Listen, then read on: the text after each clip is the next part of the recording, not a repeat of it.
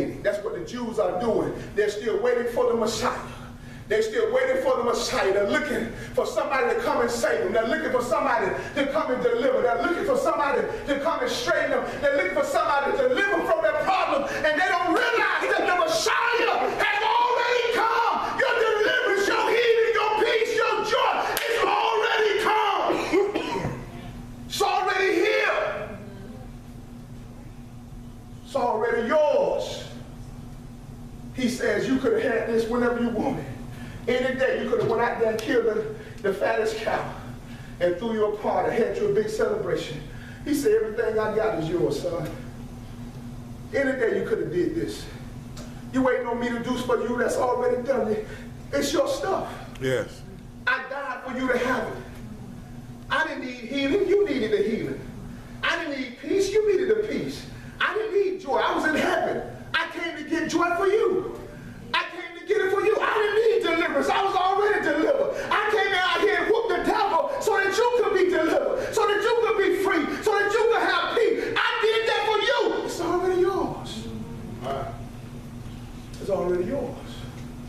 So my use of the name of Jesus reminds the devil, you already defeated. You've already been defeated. You've already been stripped of your authority. You've already been stripped of your power. You don't have the right to be here. I've already been set free from you because Jesus defeated you on the cross. Come on, let's go to Luke the 10th chapter.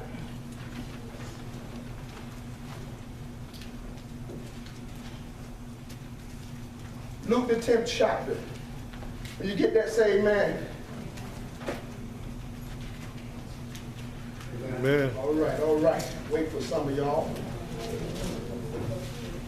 Luke the 10th chapter, go down to verse number 17. Still talking about that name. Understand this about the keys of the kingdom. Keys of the kingdom. Listen to this. Listen to this. Very important. Listen to this. Very important. Very important. The key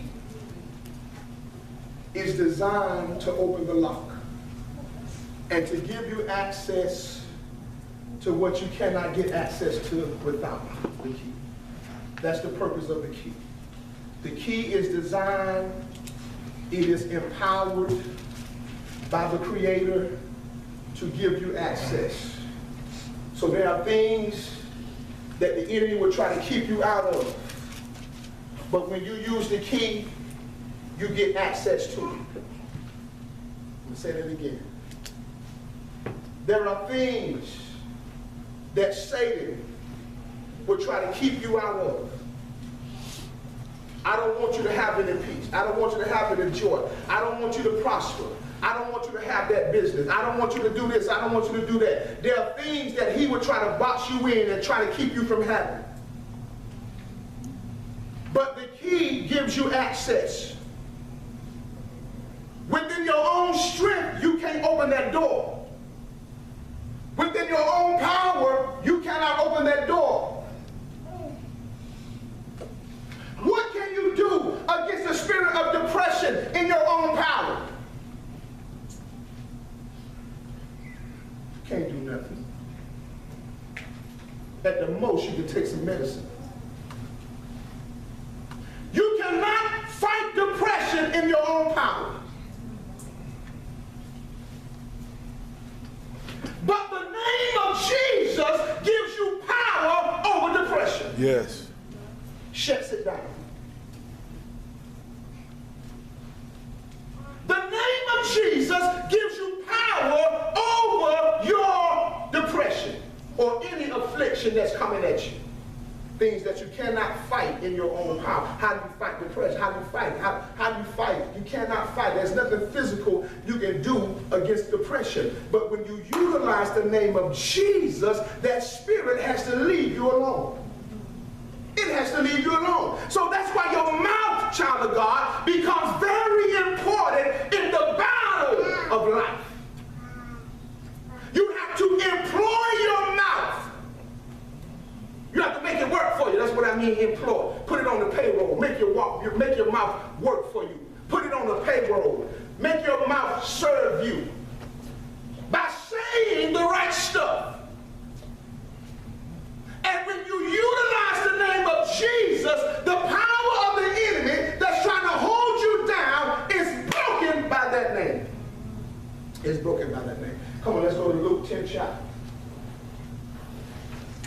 chapter. Everybody should be there by now. This is a part of the scripture where Christ has sent out 70 of the apostles or disciples. He has given them power to go out and heal and to lay hands on the sick. And they come back with a report of their exploits. And this is where we pick it up in verse number 17. It says, the 70 returned with joy, saying, I'm reading from the Amplified Bible, saying, Lord, even the demons are subject to us in your name. Let me stop right there. Even the demons, poverty, sickness, disease, all of these are demonically inspired. He says, even the demons are subject to us, little old me, raggedy me, in your name. See, the key doesn't care who uses it. The power of the key is not in who uses it. See, this key right here opens my house door. You don't have to be no big, muscle-bound junker to get in the house if you got a key. Amen. You can be a little old child and open the door. Because the power of access is in the key. It's not in you, it's in the key.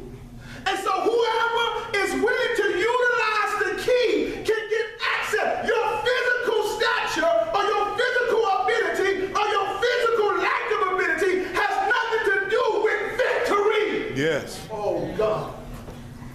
Somebody looking at their bank account. You're looking at your bank account talking about you can't do it because you ain't got enough money. Your physical place has nothing to do with victory if you use the key. Key gives me access to places that I cannot get physically. It gives me access to things that I am limited physically. I don't have enough education to get there. I don't have the right connections to get there. I don't have enough of this. I don't have enough of that. I got the wrong skin color. I got this or that. All of these hindrances, naturally speaking. But when I utilize the key, all of those things fall by the wayside because the power's in the key. Amen. Power's in the key. Key don't care who uses it. Key said, I serve anybody who's willing to use me. I serve anybody who's willing to use me.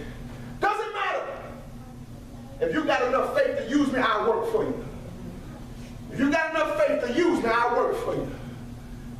Because the power's in the key. It's not in you. They came back, they said, listen, these spirits, they are subject. Subject means they are beneath, they are under, they obey what we say to them. That's what it means to be subject. Sub, S-U-B means underneath. They are under, subjected, or subjected under, or a subject that is beneath, a person that's beneath, subject. They're beneath, they're below. Not necessarily as a human being, but in the level of authority, they are beneath, they are below, they are under my feet. So when I say to them, go, they must go because they are subject to your name, not to Corey, not to Corey. Corey is nobody. But when Corey uses the name of Jesus, even the demons have to listen to Corey. Okay. All right. And he said, verse number 18, and he said to them, this is what Jesus replied to them. He says, listen, I saw Satan falling like lightning flash from heaven. He said, listen, because they were amazed that these demonic spirits of cancer and disease and sickness had to leave the people when they spoke to them. They were amazed. They were astonished. Jesus said, listen, I saw Satan, who is the root or the source of all these things. Understand that. Satan is the source of all evil. He says, listen, I saw Satan fall like lightning from heaven. What does that mean? That means, and see, the world will try to get you to believe that Satan and God had a fight. Like there was a tussling going on between God and Satan. And somehow God won. God barely got the victory. No. The Bible says, I saw Satan fall like lightning. It wasn't no contest. It wasn't no match. It wasn't no struggling. It wasn't no big battle. It wasn't no big controversy. It wasn't no big back and forth. He get a lick, I get a lick. There was no grappling. There was no wrestling. It wasn't no boxing match. He says it was the whole thing lasted in the flash of a lightning strike. He says it was like lightning I saw him fall. It was like lightning he fell. This was no battle. This was no contest of wills. This was no contest of strength. He says it was like it was over in a flash. In a flash, God snatched him down. See, what you're going through is big to you, but God say in a flash. Yes. What got you crying at night, God says in a flash, I whooped that. What's holding your child up, God says in a flash, I destroyed. Thank you. Oh, God. See, we got to get in faith. We got to get in faith. What we wrestling with, God say it was in a flash, I dealt with that. Ain't no contest to me. That's nothing to me. I'm God. I created it. Now I've given you the key to use the key so that you will have dominion over it, rule over it, govern over it. Put it in its place. Anything you're not willing to fight for, he'll take from you. If you ain't willing to fight for it, he'll take it from you. If you're not willing to fight for it, he'll take it. If you're not willing to fight, he'll take it. Don't let him take it because you won't fight. Don't let him take your children because you won't fight. Don't let him take your marriage because you won't fight. Don't let him take your job. Don't let him take your dream because you won't fight. He says, I saw him like lightning fall from heaven. Then verse number 19, I want to read this from the Amplified also. He says, behold, behold means to look, pay attention. He says, I have given you authority. If you got a Bible, it's your Bible, you need to underline that. You got your own personal Bible, you need to underline that. That's something that you need to make a part of your meditation. He says, behold, I have given you authority and power to trample upon serpents and scorpions, and the physical and mental strength and ability over all the power that the enemy possesses, and nothing shall by any means harm you. God said, not only did I give you authority, he said I gave you the physical and the mental ability. The physical and the mental ability.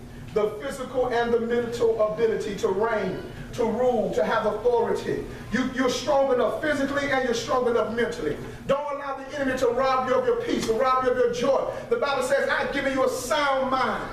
I've given you a sound mind, a mind of peace. I've given you a mind of love, a sound mind. Your mind shouldn't be fickle. Your mind shouldn't be crazy. I've given you a sound mind. He says, I've given you the physical and mental ability to reign, to rule, to govern, to have authority, to rule, to have rulership in your area of influence. Now, you can't rule everything, but your area of influence, you are supposed to dominate.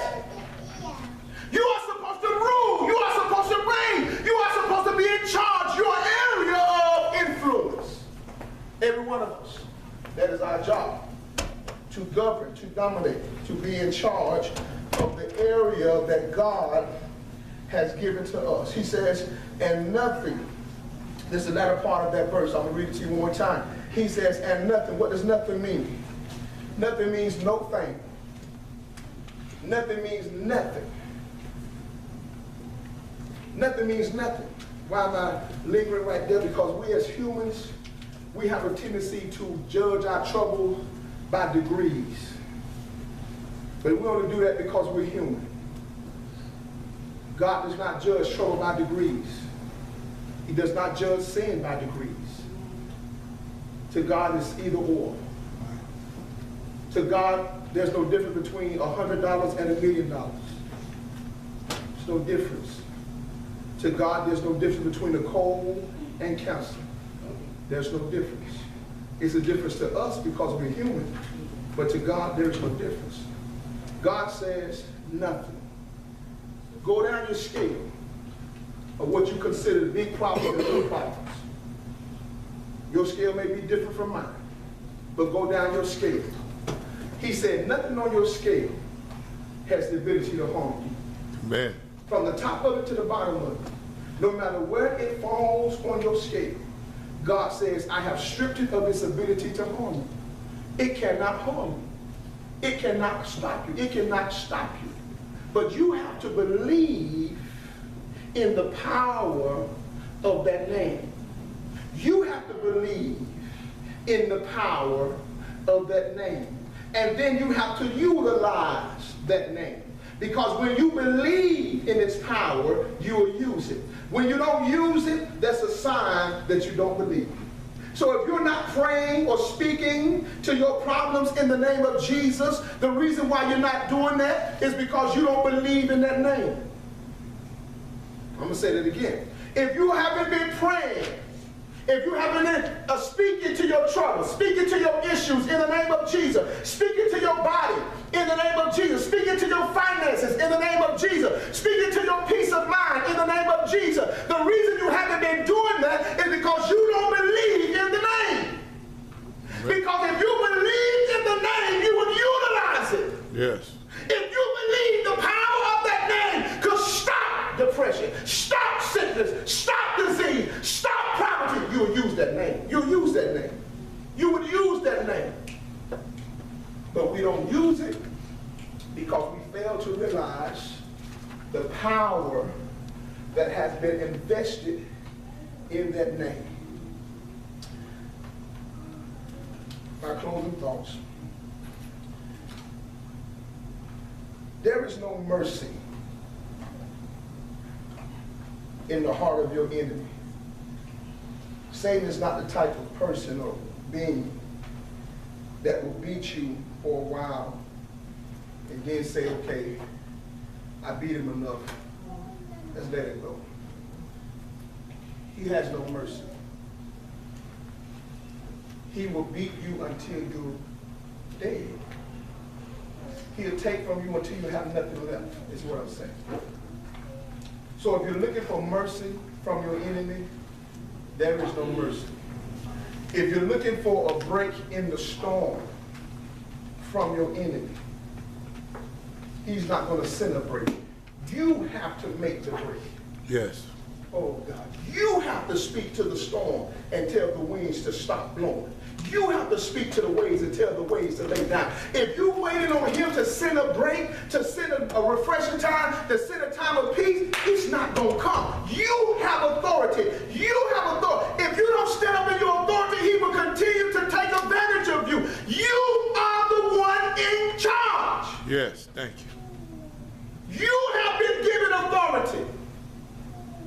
You have been positioned to rule, to reign. But it's up to you to use it. It's just like a child jumping on the bed. And the child jumping on the bed and you walk by the room and the child look at you and you look at the child and you don't say nothing, then the child keep on jumping. Your sinus just gave me permission to jump on the bed. Your sinus gave me permission to jump. If you would have said something to that child and reminded that child, brought that child back to where it's supposed to be, which is in subjection to your authority, then that child would have stopped. But because you didn't say nothing, that child said, hey, let me go ahead and really have some fun. Now they're doing flips on the bed. Because the enemy is never satisfied. He'll take everything you give you and more. If you're not willing to fight for it, he's going to take it from you. Put your hands together. I'm finished. Amen. Spiritual warfare is a necessary part of life. It is a necessary part of life for the Christian. We are in a battle and we're waging war on a regular basis every day. Every day there are things that you need to bring and put under subjection. Everybody stand. We're going to pray corporately. We're going to pray corporately. A lot of times we're looking for God to do something, and God is looking at us saying, listen, I've already given you everything you need to win that situation.